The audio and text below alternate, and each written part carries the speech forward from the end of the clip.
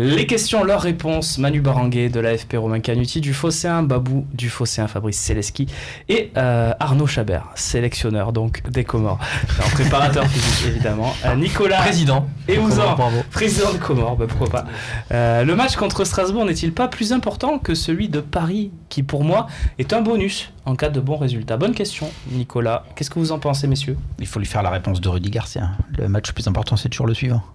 Oui, et la réponse d'Emmanuel Baranguet je suis d'accord, mais c'est vachement important le match contre Paris. C'est super important le match contre Paris. Je suis pas d'accord. Je pense que si Rudy Garcia c'est pas que les points, c'est le prestige. Ah, si Rudy Garcia dit ce que dit Nicolas, ça va pas passer. Déjà, oui, voilà. Et puis même s'il a une approche en se disant, bon, on va tout faire pour gagner à Strasbourg, et puis contre Paris, je mets l'équipe B, on s'en fout. Je vais poser la question différemment, messieurs, parce que je vois que vous essayez de contourner. Non, si je vous dis là, je vous donne un papier, je vous dis, on signe. Il y a 3 points contre Strasbourg et 0 contre Paris. Vous signez ou pas? Non. Alors, c'est pour ça que je dis l'approche est importante, parce que Rudy Garcia, il ne faut pas oublier, même si l'OM là est revenu à la 3e place, qu'il n'aura pas le droit à l'erreur contre Paris, pas en termes de résultats, mais en termes de comportement. L'équipe ne peut pas en prendre 5, donc tu ne peux pas. La question. Oui, tu peux pas aborder le match en disant on va perdre, mais on va essayer de perdre que 1-0, parce qu'à ce moment-là, tu perds 8-0. Donc il faut que tu abordes le match de Paris en te disant c'est le plus important, et même avant Strasbourg. Bah oui, mais c'est pas la... Là, je t'ai répondu. Oui, d'accord, tu as répondu, effectivement. Babou, tu es d'accord, toi, le match de Strasbourg est moins important que celui de Paris? Non, il est pas moins important, attention. Surtout, sachant qu'il y a Paris derrière, il faudrait pas faire l'erreur pour les joueurs, en tout cas, de penser trop vite à Paris. Parce que, oui, quand Garcia dit ça, c'est qu'il y a un match contre Strasbourg. Et ce match, il faut pas oublier qu'on est sur une bonne spirale. Et il est arrivé cette trêve internationale. Mais il n'empêche que Strasbourg, c'est le prochain match de championnat après la bonne spirale. Et le fait qu'on soit allé gagner à Nice et qu'on ait décroché cette 3e place. Donc c'est très important. Tiens, tu signes, toi, sur la proposition que j'ai fait, 3 points à Strasbourg, 0 contre Paris? Toi qui as bien regardé les 3 points à Strasbourg. Après, après il y a Guimarães après. Il faut se rattraper les points perdus à Strasbourg. Parce que moi, je signe. Je vais être honnête avec vous, je signe des 2 mains. Mais moi, pour répondre à ton truc, je préfère 1 point. J'ai un peu d'espoir quand même. À Strasbourg et 1 point contre Paris. Tu vas me dire, c'est bête, tu prends 1 point de moins au classement et compagnie. On s'en fout du classement, on est au mois d'octobre. Les points, tu auras le temps de les récolter plus tard. Tu t'en fous du classement. Tu feras pas un sans faute, et les gens qui sont autour de toi ne feront pas un sans faute. Je connais personne qui va m'expliquer qu'en fait, une saison, elle s'est jouée au mois d'octobre. Tu as 800 matchs qui arrivent derrière. Ce que je veux dire, c'est que en termes psychologiques, si tu arrives à faire nul contre Paris chez toi, qu'est-ce que tu t'en fous de perdre 2 points à Strasbourg, parce que psychologiquement tu vas peut-être débloquer des trucs. Qu'est-ce que tu en penses? Quelle est ta religion là-dessus? Je suis d'accord avec ce qu'a dit Romain, parce qu'il ne faut pas oublier que Garcia est arrivé contre Paris et avait bétonné un petit peu au Parc des Princes, et on avait fait un match nul. Un petit peu, ouais. Voilà. Bon, mais on avait fait un match nul, et ça avait été de bon augure pour lui en tout cas, et pour la spirale d'après, on va dire. Donc du coup, moi je pense que le match de Paris est très très important. Messieurs, on enchaîne avec Gian Pepino, sur le forum du Phocéen. Est-ce que Payet remplaçant chez les Bleus n'est pas une bonne nouvelle pour le rebooster jusqu'au mondial? Ne vous bousculez pas, monsieur, pour répondre à cette question. Il y a une concurrence féroce à son poste, mais ça se joue pas à la performance. Ce qu'on disait tout à l'heure, c'est une question de profil. Je veux dire, c'est pas tous les week-ends on va regarder la performance de Thomas Lemar avec Monaco, et on va regarder la performance de Payet, et on va dire qui est devant l'autre. C'est une question de profil. Et puis de toute façon, ça peut être Griezmann à gauche, comme ça a été le cas, ça peut être beaucoup d'options. Donc Payet, oui, c'est par contre ça qu'il a le, entre guillemets, le feu au cul, et qu'il n'a pas le droit à l'erreur jusqu'à la fin. Il faut que ce soit bon pour aller en Russie. Mais ça, que Thomas Lemar, Ousmane Dembélé, qui vous voulez, choisi la France ou pas, il l'aurait de toute façon, parce qu'il a en souvenir le mondial 2014 qu'il a raté après une première saison mitigée à l'OM. Très bien, vous êtes d'accord avec ce qu'a dit Romain? On peut peut-être passer à la question suivante, à moins que vous ayez un avis différent, messieurs, c'est toujours pareil. Ossine, où ça en est, pardon, pour le sponsor maillot? On a vu que Orange était intéressé par ça devait être signé. Et oui. Et non. On ne sait pas trop pourquoi ça traîne. C'était prêt, les contrats étaient prêts, il n'y avait plus qu'à.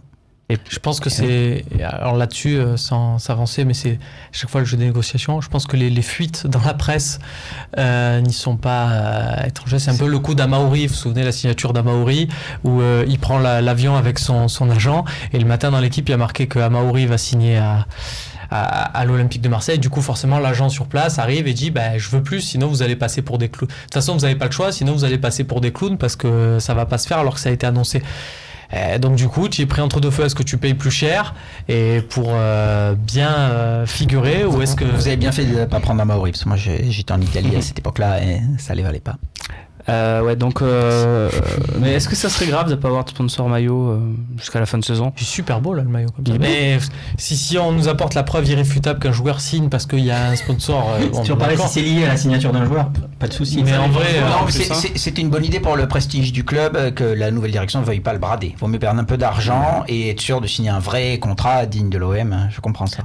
ça prouve surtout que le plan annoncé sur le moyen terme et long terme se concrétise. Quand toi, tu dis je suis prêt à pas avoir de sponsor pendant un an, mais derrière, parce qu'on va signer sur plusieurs saisons, avoir quelque chose de plus élevé, c'est que tu crois en ta fameuse 3e place et en tes objectifs et que tu n'es pas là à vendre du rêve aux supporters, mais derrière tu cherches à tout vendre. Question de Louis Guy, ou Guy Louis, je ne sais pas.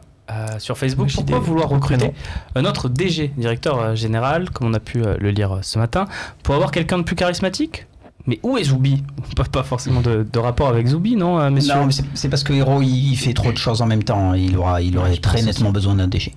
Oui, donc rien à voir avec Zoubi, on est d'accord? Non. Dans la question de On va Louis, pas là. demander à Zoubi de non. gérer des relations de billetterie. Parce que enfin, c'est quoi que ce soit DS. fait. Zoubi, Oui. directeur sportif, Voilà. et pas DG. S'il te plaît, ces abréviations. Ouais, c'est du mal des fois, mais... Non, mais c'est, en fait, après, là, c'est un... C'est un adjoint de Hérault, en fait. Oui, qui arriverait. c'est un organigramme technique. Après, le problème de ça, il faudrait pas que ça devienne comme ça a été à l'Olympique de Marseille, par exemple, avec Philippe Pérez, qui était le DG quand Vincent Labrune en était le président, et que dès qu'il se passait quelque chose, Vincent Labrune avait un reproche, il disait « Attends, mais moi, il n'y a rien, c'est Philippe Pérez. » Enfin voilà, si... non, mais on peut pas comparer les deux équipes. Hein, c'est quand Non, même mais c'est pas pour du ça. tout le même Non, mais niveau, c'est pour hein. ça que je dis ça. Mais attention quand même, soyons prudents et soyons attentifs. Il faut qu'on recrute un punching ball et quelqu'un sur qui on mette la faute de manière à ce que Hérault conserve son image.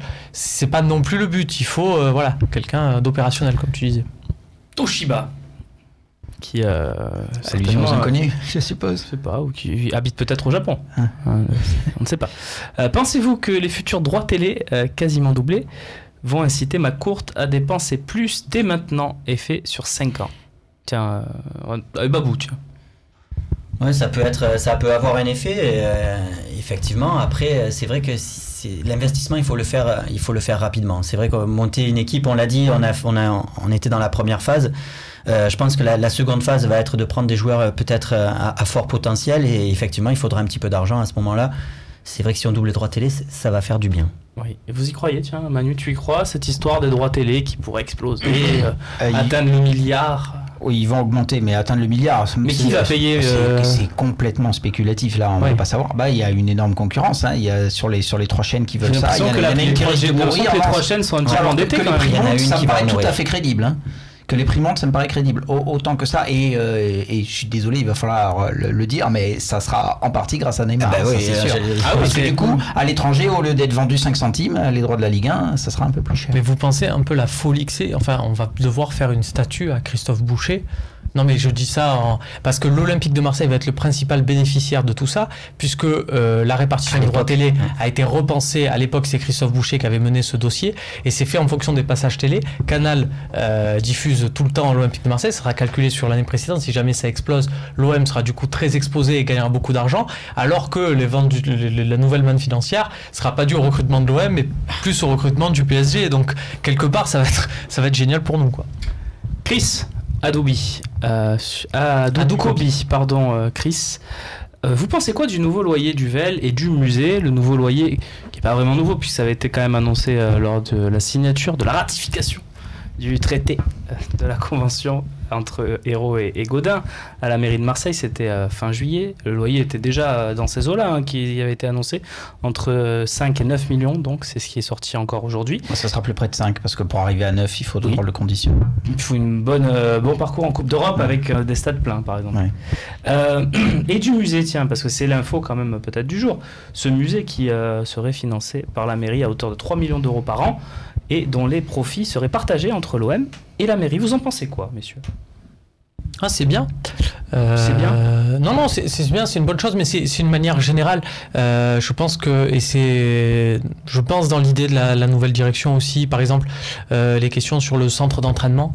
voilà, et de chercher un nouveau lieu et de trouver quelque chose peut-être de plus accessible.